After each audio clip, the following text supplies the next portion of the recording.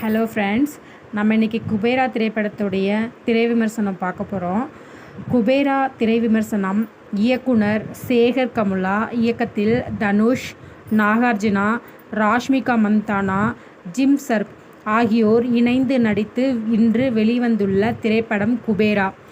தேவி ஸ்ரீ பிரசாத் இப்படத்திற்கு இசையமைத்துள்ளார். ரசிகர்களின் மாபெரும் எதிர்பார்ப்பில் வெளியாகியுள்ள குபேரா படம் எப்படி இருக்கிறது என்று விமர்சனத்தில் பார்க்கலாம்.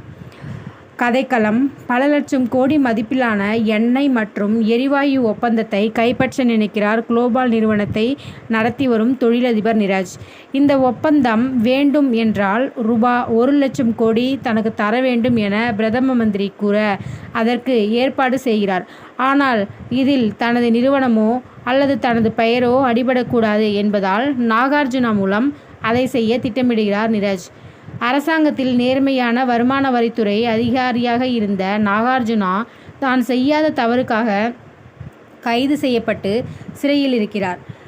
7 ஆண்டுகள் சிறை தண்டனை அவருக்கு விதிக்கப்படுகிறது. தான் நம்பிய அரசாங்கம் தனக்கு கை கொடுக்கவில்லை என்பதால் இனி நேர்மையான பாதையில் பயணிக்க வேண்டாம் என நிரஜுடன் இணைகிறார் நாகார்ஜுனா. ₹1,00,000 கோடி ₹50,000 கோடி கருப்பு பணமாகவும் மீதமுள்ளதை வெள்ளை பணமாகவும் தர வேண்டும். இதில் நிரஜ் நிறுவனம் சம்பந்தமாகக்கூடாது என்பதால் பினாமி மூலம் இதை செய்ய முடிவெடுக்கும் நாகார்ஜுனா வெவ்வேறு மாவட்டங்களிலிருந்து 4 பிச்சைக்காரர்களை தேர்ந்தெடுக்கிறார். அவர்கள் பெயரை புதிய நிறுவனங்களை தொடங்கி ஒவ்வொரு நபரின் பெயர் மூலம் ₹10,000 கோடி பரிவர்த்தனை நடக்கிறது. ஆனால் பணம் கைமாறிய பின் அந்த பிச்சைக்காரர்களை கொன்று விடுகிறார்கள். இப்படி இருக்க ஒரு கட்டத்தில் இது தனுஷுக்கு தெரிய வருகிறது. இதன் பின் அந்த இடத்திலிருந்து தனுஷ் தப்பிச்சு செல்ல அவர் பெயரில் உள்ள கணக்கில் ₹10,000 கோடி உள்ளது. அதை தனுஷ் இல்லை செய்ய முடியாது என்பதால் ஊர் முழுவதும் சல்லடை போட்டு தனுஷை தேடுகிறார்கள். இந்த சமயத்தில்தான் ராஷ்மிகாவை சந்திக்கிறார் தனுஷ். இதன் பின் என்ன நடந்தது என்பதே படத்தின் மீதி கதை. படத்தை பற்றிய அலசல் என்னன்னா, தேவா என்கிற கதாபாத்திரத்தில் இப்படத்தில் தனுஷ் நடித்துள்ளார். ஹீரோவாக தனுஷ் நடித்து கொண்டிருக்கிறார் என்பதை மறந்து நாம் முழுமையாக தேவாவுடன் பயணிக்க செய்திடுவோம். அந்த அளவுக்கு சிறப்பான நடிப்பை வெளிப்படுத்தியுள்ளார் தனுஷ். கதாநாயகி ராஷ்மிகா மந்தானாவின் நடிப்புக்கு தீனி போடும் வகையில் இறுதியாக ஒரு படம் அமைந்துள்ளது என்றால் அது குபேரன் தான்.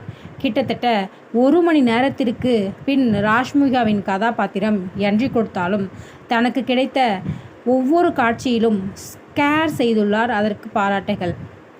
படத்தின் ஆரம்பத்திலிருந்து கிளைமேக்ஸ் வரை தனுஷுக்கு இணையாக இப்படத்தை தனது தோளில் சுமந்து செல்கிறார் நாகார்ஜுனா. நேர்மைக்கும் அநீதிக்கும் இடையே சிக்கிக்கொண்டு தவிக்கும் தவிப்பை தனது நடிப்பில் காட்டிய விதம் நன்றாக இருந்தது. அதேபோல் வில்லனாக நடித்த ஜிம் சர்ப் நடிப்பும் ரசிக்கும்படியாக இருந்தது. இயக்குனர் சேகர் கமுலா எடுத்துக்கொண்ட கதைக்களம் சிறப்பு. அதனை அனைவரும் பிடிக்கும்படி திரையில் வழங்கிய விதமும் அருமையாக இருந்தது. அதனால் படத்தின் நீளம் சற்று சலிப்பை ஏற்படுத்துகிறது. குறிப்பாக முதல் பாதி திரைக்கதை மெதுவாக செல்கிறது. எடிட்டிங் இப்படத்தை காப்பாற்றியுள்ளது என்று பார்த்தாலும் ஒரு சில இடங்களில் எடிட்டிங் இன்னும் கூட நன்றாக இருந்திருக்கலாம் என்று தோன்றுகிறது. படத்தின் மிகப்பெரிய ப்ளஸ் பாயிண்ட் என்றால் அது இறுதி 40 நிமிடங்கள் தான்.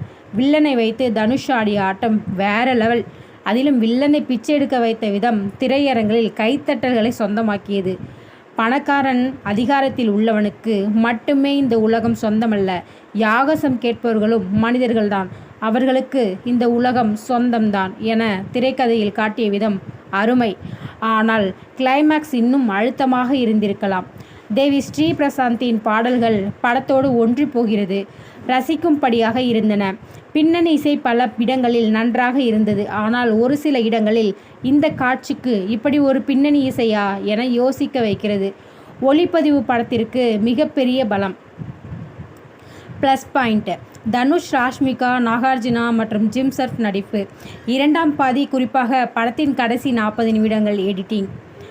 மைனஸ் பாயிண்ட்: படத்தின் நீளம், குறிப்பாக சலிப்பை ஏற்படுத்தும் முதல் பாதி. மொத்தத்தில் குபேரா அனைவருக்குமான திரைப்படம். நீங்கள் படம் பார்த்துட்டிங்கன்னா கமெண்ட் சொல்லுங்கள், படம் எப்படி இருந்துச்சுன்னு. எல்லோரும் போய் படம் பாருங்கள்.